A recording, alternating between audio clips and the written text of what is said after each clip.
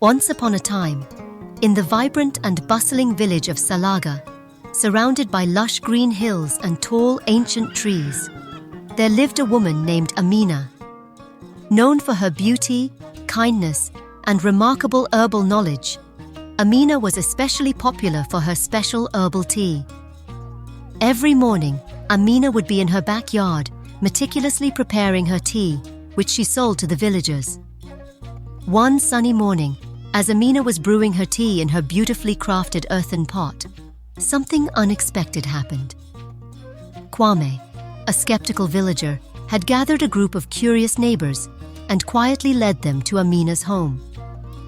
They wanted to see how Amina prepared her famous tea that everyone in Salaga raved about.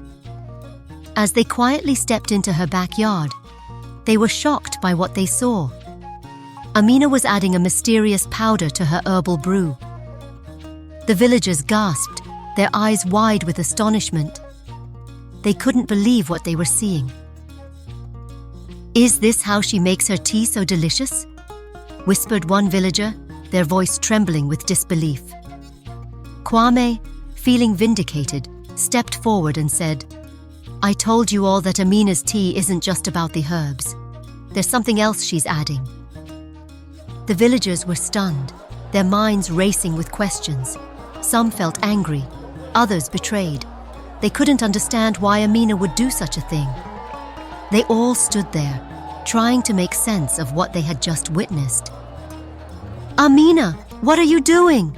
one of the villagers shouted, breaking the silence. Amina, startled, turned to face the group. Her face paled as she realized she had been caught. She tried to explain, her voice shaking. "Please, let me explain. I have a reason for what I did." But the villagers were too angry to listen. They picked up sticks and stones, ready to punish her. "You lied to us," another villager yelled, their face twisted with anger. Amina, scared and trembling, pleaded, "Please listen to me. I had no choice. Let me tell you my story." At that moment, the village elders arrived, drawn by the commotion. One elder, raising his hand, commanded, "Enough! Let her speak. We need to hear her side of the story." Reluctantly, the villagers lowered their weapons and the elders helped Amina to her feet. Blood trickled down her face from a stone that had struck her. She looked at the villagers with sad eyes, ready to reveal the truth.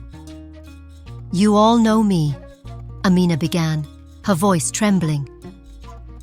"You remember when I was happy with my husband Kofi and our 6 children. We were a loving family."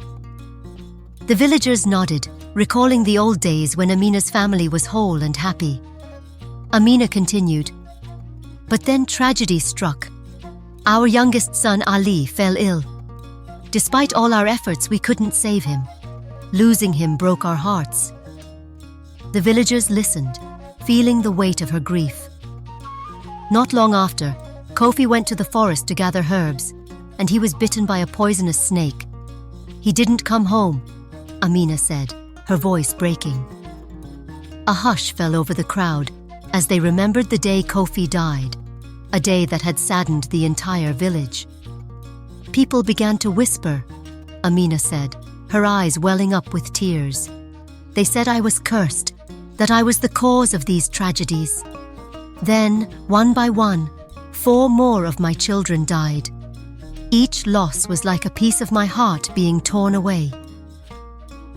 The villagers hung their heads, some feeling ashamed of how they had treated her. "With no support and no way to earn a living, I was desperate," Amina said. "I felt so alone, abandoned by everyone I knew." The villagers began to see the full extent of her suffering, and their anger started to fade, replaced by a somber understanding.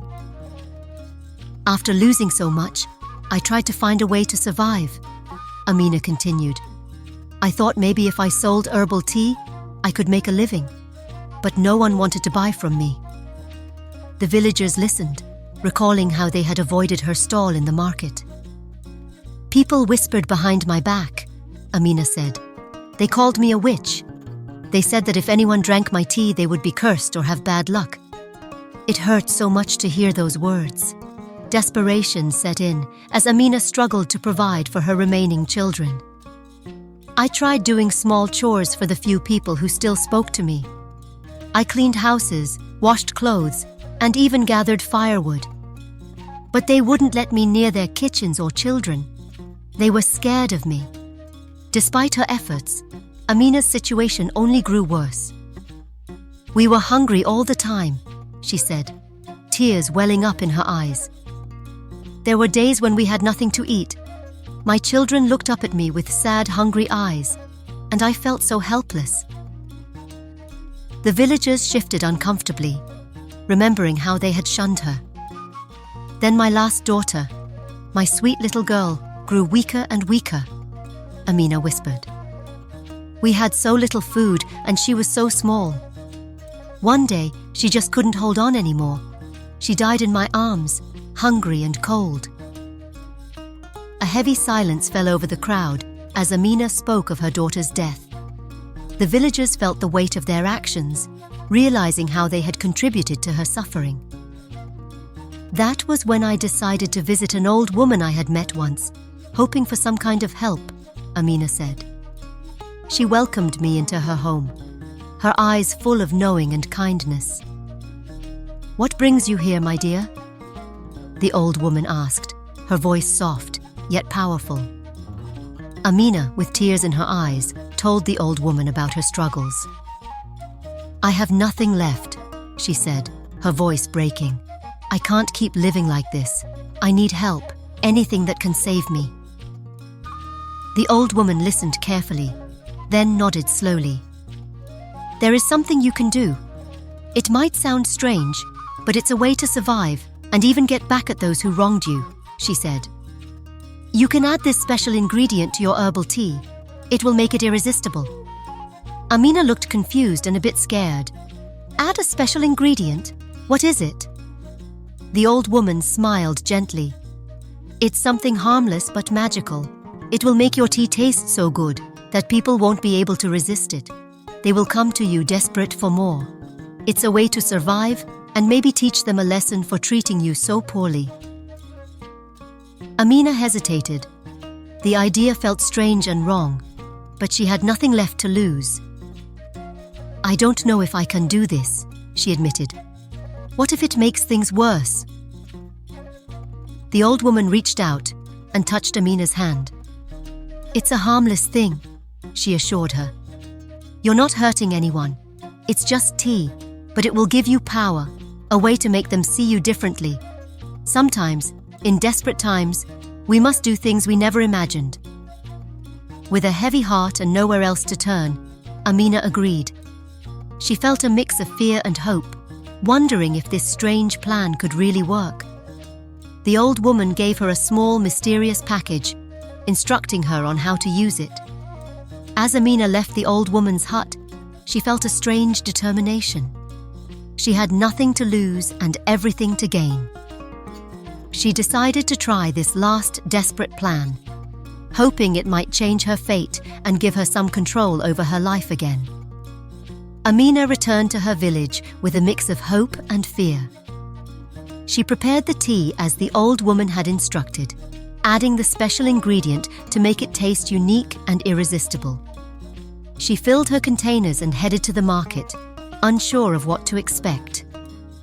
On the first day, Amina set up her little stand, feeling nervous. She called her product Nyaho, the local word for tea. As villagers passed by, they hesitated at first, remembering the rumors about her. But the rich, inviting aroma of the Nyaho caught their attention. One brave villager finally decided to try it, curious about the new product. After taking a sip, his eyes widened in surprise. "This is amazing," he exclaimed. "You have to try this, everyone." He quickly spread the word, and soon more people gathered around, eager to taste the Nyaho. Amina watched in amazement as the villagers lined up, eager to buy her tea. They sipped and smiled, praising the delicious taste. "It's so refreshing and soothing," one woman said, licking her lips. "I've never tasted anything like this before. another man added, handing over his money with a satisfied grin. Day after day, the scene repeated itself. More and more villagers came to buy Amina's nyaho. The once suspicious and wary townspeople now praised her tea. They talked about how good it was, and how they couldn't wait to buy more. Even those who had shunned her began to look at her differently, their suspicions forgotten in the face of such deliciousness. Amina felt a wave of relief and joy. For the first time in a long while, she had something to be proud of. She was earning money and, more importantly, gaining acceptance from the villagers. They no longer whispered behind her back or called her a witch.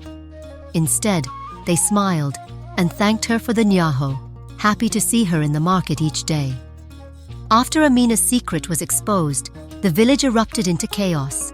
The villagers, feeling deceived and betrayed, confronted her with anger and hostility. Despite her attempts to explain her actions, the crowd's fury was unrelenting. The elders, overwhelmed by the situation, stepped in to restore order. They addressed the villagers with authority, urging them to calm down and handle the matter with dignity. The villagers, though still angry, reluctantly agreed to hear the elders' judgment. The elders, recognizing Amina's plight, but also acknowledging the betrayal felt by the villagers, decided on a harsh but decisive course of action. They decreed that Amina be banished from Salaga. Her actions, while born out of desperation, could not be overlooked. Amina, devastated by the decision, was led to the edge of the village. Tears streamed down her face as she pleaded for mercy, explaining her dire circumstances and the hardship she had endured. However, her pleas fell on deaf ears as the villagers remained resolute in their decision. As Amina was cast out, she looked back at the village that had once been her home, now viewing her with scorn and rejection. Her heart was heavy with sorrow as she began her lonely journey into the wilderness. The villagers, now calm but regretful, watched Amina disappear into the distance. They were left with their own mixed feelings of guilt and justification, wondering if they had been too harsh in their judgment. In the days that followed, the village's atmosphere remained somber.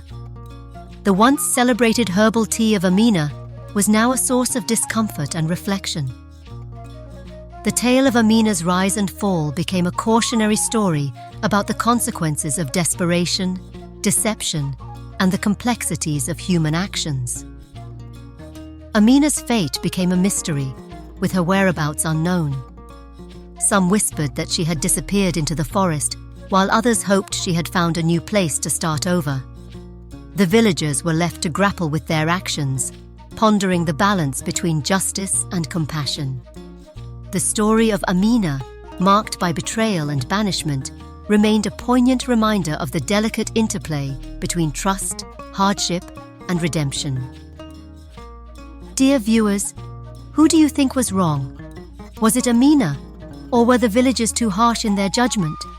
And if the old woman were still alive, what do you think she would have said to Amina?